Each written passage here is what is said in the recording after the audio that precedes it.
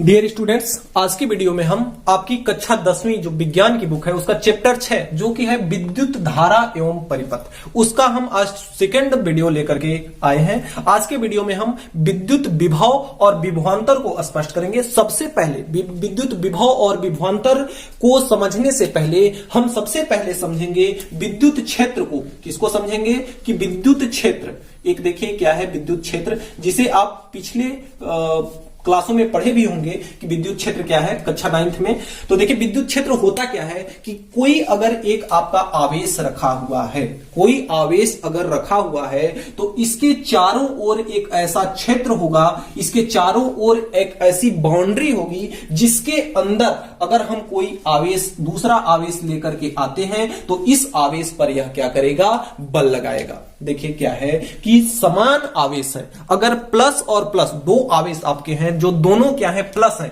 तो उन दोनों को अगर आप पास लेकर के आएंगे तो वो एक दूसरे को क्या करेंगे, धक्का देंगे। जैसे आपने चुंबक देखा होगा, चुंबक को जब दो चुंबक को अगर हम पास लेके आते हैं तो या तो वह क्या करता है एक दूसरे को खींचता है अपनी ओर, या तो अगर उसके विपरीत ध्रुव को लेकर के आएंगे तो वह क्या करेगा, खींच लेगा। अगर समान ध्रुव को लेकर के आएंगे तो वह क्या करता है, धक्का देता है। ठीक उसी प्रकार यानी चुंबक के ही जैसे हमारा आवेश भी व्यवहार करता है। अगर समान आवेश है, प्लस और प्लस आवेश है, इन दोनों को पास में लेके जाएंगे तो बोलेगा आई हेट यू, इसको पास आने नहीं देगा, धक्का देगा। अगर विपरीत आवेश एक माइनस है और एक प्लस है, इन दोनों को पास लेकर के जाएंगे तो कहेगा भैया आई लव यू, और इसको क्या करेगा, अपनी ओर आकर्षित करेगा, आकर्षण बल से अपनी ओर क्या करेगा, खींचेगा। तो अगर आपका कोई आवेश रखा हुआ है तो दूसरे आवेश को अगर लाएंगे तो यह इस पर क्या करेगा, बल लगाएगा या बल का अनुभव कराएगा। क्या करेगा, इस पर बल लगाएगा। कैसे बल लगाएगा, देखिए अगर समान आवेश होंगे, अगर प्लस और प्लस दोनों होंगे तो इसके क्षेत्र में अगर लाएंगे, जैसे अगर आपके पास चुंबक ही है तो अगर आपके पास एक चुंबक आपके पास है, एक चुंबक आपके दोस्त के घर के पास है, तो दोनों के बीच में आकर्षण या प्रतिकर्षण देखने को मिलेगा क्या, नहीं मिलेगा। आकर्षण एवं प्रतिकर्षण कब होगा कि जब दोनों चुंबक एक दूसरे के संपर्क में आएंगे तब। ठीक उसी प्रकार जैसे अगर यहां पे चुंबक रखा हुआ है, एक चुंबक को हम यहां लाते हैं तो यह इसको क्या करता है, अपनी ओर आकर्षित या प्रतिकर्षित करना शुरू कर देता है, तो वही बाउंड्री, वही उसका क्षेत्र क्या कहलाता है, विद्युत क्षेत्र। किसका, आवेश का, यानी आवेश के चारों ओर का वह क्षेत्र। विद्युत क्षेत्र की परिभाषा हम कैसे बनाएंगे कि आवेश के चारों ओर का वह क्षेत्र जिसमें किसी अन्य आवेश को लाने पर, इसमें अन्य आवेश को जब लाते हैं तो यह इस पर क्या करता है, बल लगाता है या बल का अनुभव कराता है, तो उस क्षेत्र को हम क्या कहते हैं, विद्युत क्षेत्र कहते हैं।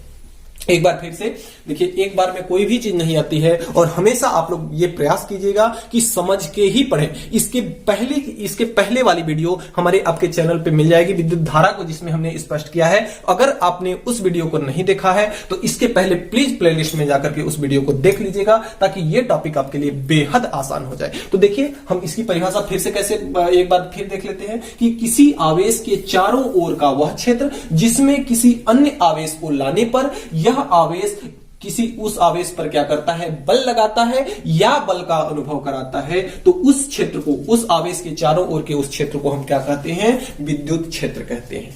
आई बात समझ में? उम्मीद करता हूं समझ में आ गई होगी। अगर नहीं समझ में आई होगी तो वीडियो को आप वहीं रोक दीजिएगा और बैक करके इसको देख लीजिएगा फिर से एक बार। तो अब देखिए यह हमारे तो विद्युत क्षेत्र हुआ। अब देखिए, अब हम बात करेंगे विद्युत विभव और विभवांतर की। तो विद्युत विभव और विभवांतर की हम सबसे पहले इसका एप्लीकेशन के बारे में बात करेंगे। तो अगर इसको एक उदाहरण से समझें तो अगर देखिए ये टंकी यहां पे रखी हुई है जिसमें क्या है, पानी भरा हुआ है। एक टंकी रखी हुई है जिसमें क्या है, पानी भरा हुआ है, और एक टंकी आप इसमें यहीं पे रख देते हैं जिसमें इसमें भी पानी है। क्या है, पानी इसमें भी इसी लेवल तक भरा हुआ है। तो इसको अगर एक दूसरे को हम पाइप से कनेक्ट कर देते हैं, एक दूसरे टंकी को अगर हम पाइप से कनेक्ट कर दें तो क्या आप सोच करके बताइए कि इस टंकी में से पानी इस टंकी में जाएगा क्या, पानी का प्रवाह इसमें होगा क्या?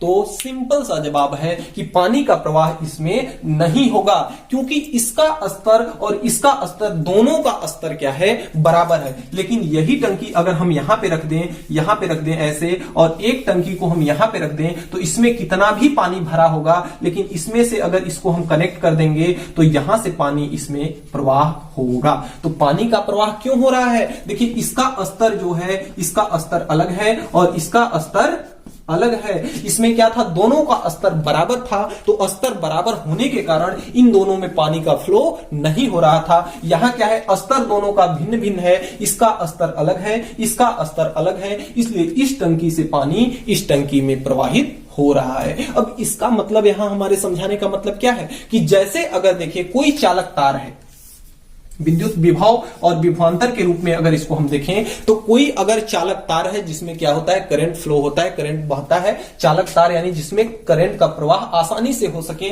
उसे हम क्या कहते हैं, चालक। तो एक हमारे पास चालक है, उसमें दो बिंदु हैं, एक ए बिंदु है और एक बी बिंदु है। तो इसमें विद्युत का प्रवाह कब होगा, जब इन दोनों बिंदु ए और बिंदु बी के बीच में विभव का अंतर होगा। यानी इसका विभव को हम भी से प्रदर्शित करते हैं, इसका विभव अलग है और इसका विभव अलग होगा, तब जाकर के इन दोनों बिंदुओं के बीच विद्युत धारा का प्रवाह होगा। जिस प्रकार से पानी स्तर के अंतर के कारण प्रवाहित होता है, ठीक उसी प्रकार विद्युत धारा जो है दो बिंदुओं के बीच विभव में अंतर के कारण बहती है।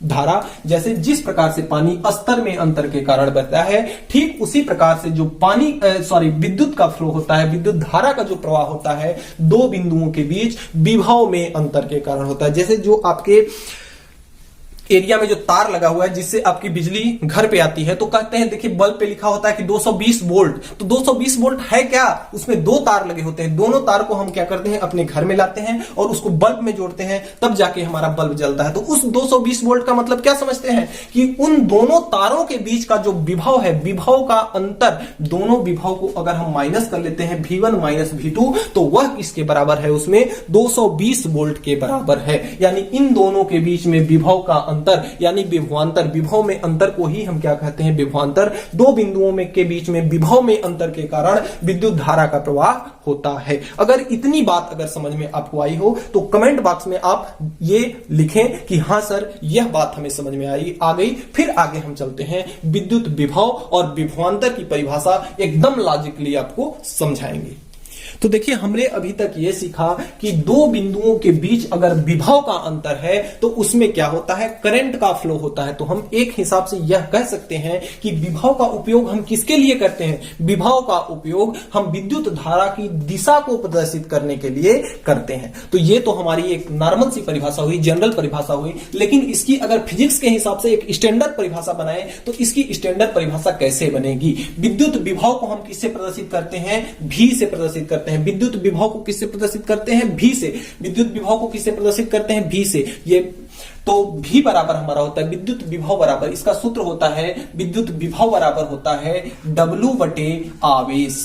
अब देखिए इसमें W क्या है, W जो आपका है कार्य है और यह Q क्या है, आवेश है, क्या है, और यह क्या है, ये आपका विद्युत विभव है। तो देखिए विभव बराबर होता है कार्य बटा आवेश। अब देखिए यह कार्य है क्या, कार्य कहां किया जा रहा है, भाई कार्य है तो कहीं ना कहीं किया जाएगा, आवेश तो हम मान लेंगे कोई आवेश है, लेकिन कार्य कहां किया जा रहा है। तो एक अगर हमारे पास क्या है, आवेश है, तो इसके चारों ओर क्या होगा, विद्युत क्षेत्र होगा, चारों ओर क्या होगा, विद्युत क्षेत्र होगा। तो ये तो हमारा आवेश है। परीक्षण आवेश, परीक्षण आवेश क्या होता है, परीक्षण आवेश के बारे में हमने चर्चा पीछे किया है। तो परीक्षण आवेश यानी एकांक, एक कूलाम आवेश, एक कूलाम आवेश को यानी एकांक आवेश को हम क्या कहते हैं, एक को फिजिक्स की भाषा में एकांक कहते हैं। तो एक कूलाम आवेश यानी एकांक आवेश, एकांक आवेश एक लिखते हैं इसको कि एकांक आवेश किसे कहते हैं, एकांक आवेश मतलब होता है एक कूलाम आवेश।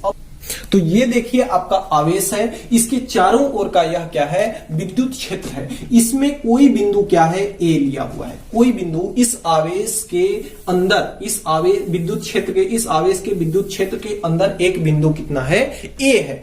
अब देखिए एक कूलाम आवेश को अनंत से, कहां से, अनंत से, कहां से ला रहे हैं हम, अनंत से। कितने आवेश को, एक कूलाम आवेश। इसको ही हम क्या कहते हैं, एकांक आवेश, क्या कहते हैं, एकांक आवेश। अब देखिए एकांक एकांक आवेश ही हम क्यों ला रहे हैं? क्योंकि एक कूलाम आवेश एक छोटा आवेश होता है, इसको परीक्षण आवेश भी कहते हैं। ज्यादा आवेश हम नहीं ला सकते हैं क्योंकि ज्यादा आवेश को लाने में हमें बहुत ज्यादा कार्य करना पड़ेगा, जो कि असंभव है। तो हम एक कूलाम आवेश को किसी विद्युत क्षेत्र, किसी आवेश के विद्युत क्षेत्र के अंदर किसी बिंदु तक लाने में किया गया कार्य क्या कहलाता है? विद्युत विभव कहलाता है। इसकी परिभाषा हम कैसे बनाएंगे? देखिए, V बराबर आपका होता है W बटे Q। W बटे Q, Q को अगर हम मान लेंगे एक, तो एक को हम क्या कहते हैं? एकांक। एक को फिजिक्स की यानी विज्ञान की भाषा में हम क्या कहते हैं? एकांक। तो देखिए, आवेश कितना है? एक, और एक को विज्ञान की भाषा में क्या कहा जाता है? एकांक। तो एकांक क्या है? आवेश। तो एकांक आवेश को हम कहां से ला रहे हैं? अनंत से। कहां पर ला रहे हैं? किसी विद्युत क्षेत्र, किसी आवेश के विद्युत क्षेत्र के किसी बिंदु पर ना। से पहले छोटा सा हम इसमें ऐड करेंगे, क्या ये आवेश को हम कहां ला रहे हैं? विद्युत क्षेत्र के किसी बिंदु पर ना। एकांक आवेश, आवेश कितना है? एकांक। आवेश कितना है? एकांक। तो एकांक आवेश को सबसे पहला लिखेंगे कि किसी विद्युत क्षेत्र के किसी बिंदु पर एकांक आवेश को अनंत से लाने में किया गया कार्य क्या कहलाता है? विभव कहलाता है। यह हमारा क्या है? विभव है। विभव को भी से प्रदर्शित करते हैं, तो यह हमारा क्या हो जाएगा? VA। ए बिंदु पर ला रहे हैं, इसलिए यह क्या हो जाएगा? VA। देखिए क्या है कि अनंत से ला रहे हैं हम कितने आवेश को? एकांक आवेश को, एक कूलाम आवेश को। एक कूलाम आवेश को ला रहे हैं, तो इसको लाने में कुछ कार्य करना पड़ेगा, क्योंकि यह आवेश जैसे जैसे इसके समीप आता जाएगा, यह आवेश उस पर क्या करेगा? बल लगाएगा। तो उस बल के विपरीत हमें क्या करना पड़ेगा? एक कार्य करना पड़ेगा। ठीक, तो अनंत से किसी बिंदु पर, विद्युत क्षेत्र के किसी बिंदु पर एकांक आवेश को अनंत से लाने में किया गया कार्य क्या कहलाता है? विद्युत विभव कहलाता है। ठीक, विद्युत क्षेत्र के किसी बिंदु पर हम क्या परिभाषा बनाएंगे कि विद्युत क्षेत्र के किसी बिंदु पर एकांक आवेश को अनंत से लाने में किया गया कार्य क्या कहलाता है? विद्युत विभव कहलाता है। तो ये तो हमारी विद्युत विभव की परिभाषा हुई। अब आइए देखते हैं कि विद्युत विभवांतर क्या है। तो अगर यही हमारा क्या है? एक आवेश है, एक आवेश, एक बड़ा सा आवेश रखा हुआ है, जैसे यहां पे आवेश रखा था, इसको भी हम कैपिटल Q से ही प्रदर्शित कर लेते हैं क्योंकि स्मॉल q को तो लेके आ रहे हैं। तो एक आवेश हमारा रखा हुआ है, इसमें दो बिंदु दिए गए हैं, एक बिंदु A है और एक बिंदु क्या है? B है। अब देखिए, इस आवेश को हम बिंदु A पर ला करके रख चुके हैं। ठीक, और विद्युत विभव को, विभवांतर को हम किससे प्रदर्शित करते हैं? यह हम पढ़ रहे हैं विभवांतर।